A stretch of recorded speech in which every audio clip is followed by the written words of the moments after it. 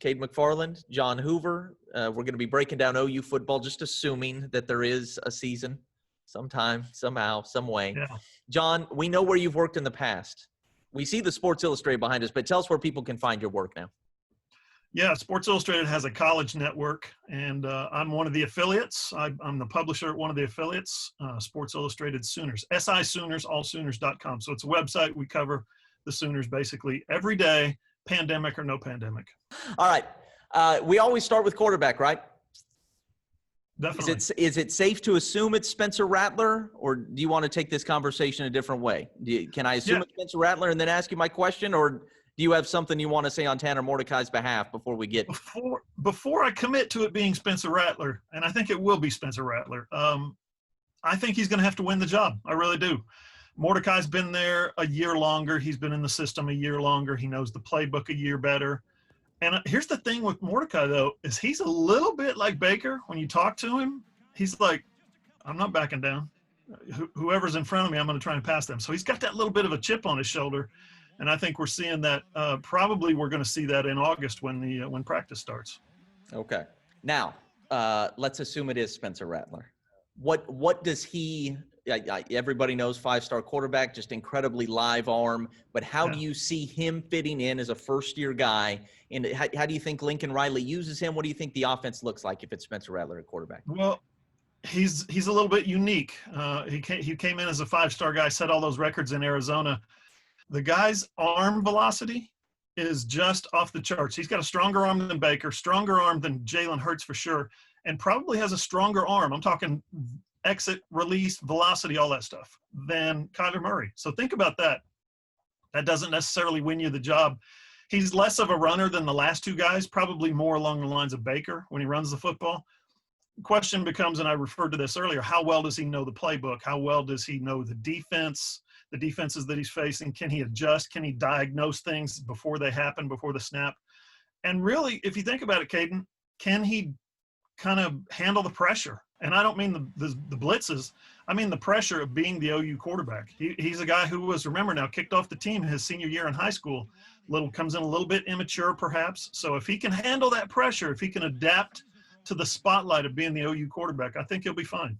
All right. With regard to Alex Grinch and the defense, you know, in part because of what LSU did to him in the bowl game, the numbers ended up being kind of middle of the pack. You know, if you look at most of the efficiency numbers, they were kind of in the 50s in terms of nationally. What is improvement in year two? What do you suppose is expected of these guys? What is the best version of OU's speed D in 2020?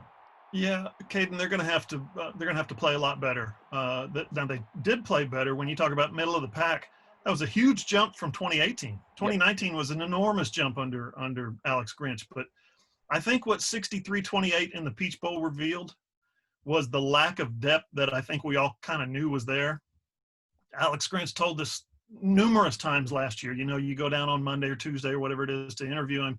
He told us probably 8 or 10 times, we want more guys playing safety. Our two safeties, Delaren Turner-Yell and Pat Fields, lead the team in snaps at their positions because nobody else is coming. Nobody else. We're trying to develop those guys. We're hoping somebody pops up, and it never happened. Then you get Delaren Turner-Yell out in the Peach Bowl, and you get a ejection from Buki Radley-Hiles, and you see all of a sudden the stark lack of depth that they had last year. So they're trying to develop that. They're trying to recruit 6'2", 6'3" guys in the secondary. And I think that'll help. I don't know how much it'll help this year, but I think that'll help down the road. Yeah, so safe to say still a work in progress. OU's going to have to win football games with its offense again. Absolutely, yeah. And I think the defense, if they can get a takeaway here or there, something more timely, because that's something that really haunted them last year. It became a mental block where takeaways, they just couldn't do it. So if they can get takeaways this year at a slightly more regular pace than what they did last year, I think they'll be a lot better off. Even if they don't end up playing a conference schedule, you know, we can cling to the hope that there is a conference schedule, and the Sooners will be going for a 6th straight Big 12 championship. You know, but Texas has a lot of experience at quarterback, and OSU, you know, with Hubbard and Wallace, I mean, those are all American kind of guys, and they have a lot coming back. So I think that at least outside of Norman, there are a number of people who think that this thing is maybe a little more up for grabs than it's been for the most part over the last half decade. OU wins the Big 12 and gets back to the college football playoff if blank happens. Fill that in for me. Sure. If they beat Oklahoma State and win the Big 12 for the 6th year in a row, they'll be back in the playoff. I kind of learned my lesson over the years to not pick against OU. I picked a couple of years ago for Lindy's magazine. I picked Oklahoma State, and I called the editor this year and I said, "What do you think about Oklahoma State?" And he goes, "John, OU's won it 5 years in a row." And I said, "You know what? You're right. Until someone takes it from Oklahoma, we have to go with Oklahoma." So, but I think Oklahoma State this year, across the board, legit talent. They've got some of the best players at their positions in the country. They got a lot of people back on defense, some real playmakers. They've got growth, obviously, from a young quarterback. If Oklahoma can avoid that shocking upset somewhere and get past, I'm going to say, either Texas or Oklahoma State, then they need to beat one of those guys twice, obviously. Yep. Then they'll be a playoff team. The question becomes, is that enough for Sooner Nation? Are they getting hungry for something more than just another playoff trip? Yep. I want to ask you about Lincoln Riley. You were here for the entire Stoops era. And, like players, coaches, I think, have a peak, and Stoops, his first 5 years, they never did quite get back to that. And if he was going to get another national title, in hindsight, it needed to be in 03 or 04. With Lincoln Riley, now we're coming up on the end of the first half decade, if you will, or getting close to it. Do you think he's at all antsy about that and that's on his mind? Or do you think this guy's so smart and is so young and has all the answers that nobody in OU Nation needs to be that concerned about, let's say the next year or two and whether or not OU is able to climb the mountain by that point? You said a mouthful and you said it all, I think, very well. I don't know what I could add to it, but one of the things you said stands out, and that he is so smart. He really is, in terms of like an IQ level. And I don't mean football IQ. I mean, like, if you were to put him in a laboratory and put the little things on his head and test him, I think Lincoln Riley's IQ would be really, really high up there. I think he's very smart. Having said all that, I think that allows him to realize there's a lot of opportunities every year, literally in every game, to win this game, to win this conference, to win get to the playoff and win a national championship. I think he sees the big picture better than a lot of people do, and that includes a lot of Division I coaches who have had success and have maybe even won national championships. He sees things from a perspective, and you referenced it with the COVID thing and how he's handling all this. He just sees things from a 30,000-foot perspective. He sees the big picture. That allows him, I think, to not panic, to not go after JUCO guys, or to say, if we don't win it with Baker, we're never going to get it. Oh my gosh, Kyler's leaving next year. If we don't win it without Kyler, we're never going to win it.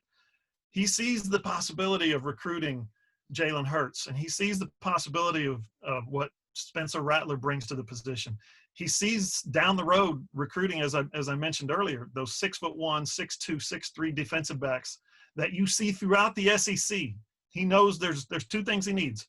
He's got, obviously, good linebackers. Everybody needs good linebackers, but you need big defensive linemen and you need big defensive backs to be able to play on that level, to win those games. And that's where he's at right now. He's trying to supplement those defensive backs, bring them in. And then if you look at who they're recruiting defensive line-wise, he's got his eye on the future. Him and Alex Grinch have decided this is the way we're ever going to get out of this playoff funk. This is the way we're going to win a playoff game and win a national championship. So I think they've got their eyes on the prize. You added a lot. That's a great answer. Okay, I was thinking through, the possibility of, let's start with, what if they go to a conference-only schedule? And there are just a billion what-ifs out there. But the thought of playing your very first game of the year as a conference game with a new quarterback, it starts getting a little bit nervy. If this thing goes conference-only, what is maybe one of the big questions in your mind, one of the big storylines with regard to this 2020 OU team? Well, they've got a difficult schedule already, non-conference wise. They got to go to Army, and that's always a challenge, as we saw 2 years ago. And then they've got to welcome Tennessee back to Owen Field. If those games happen, those are going to be tough games. Mm-hmm. But jumping into conference, it'll be think about this, Caden. The last conference game they played was Baylor. The next conference game they're going to play is Baylor. So that's just the way the schedule fell. Then you've got Texas, and you've got Oklahoma State in there, TCU's in there. This is going to be a challenge for Oklahoma. Iowa State's in there. You know, we're talking about the 4 ranked teams in the Big 12 Conference are all front loaded for OU. So there's no time for, bringing Bobby Petrino to town and getting warmed up, getting a scrimmage in with Missouri State, or, getting your feet wet with Army or whatever it may be. They'll have to hit the ground literally running and throwing and rushing the passer and covering and tackling and all that stuff. John, it was good seeing you. Great job. Really enjoyed that.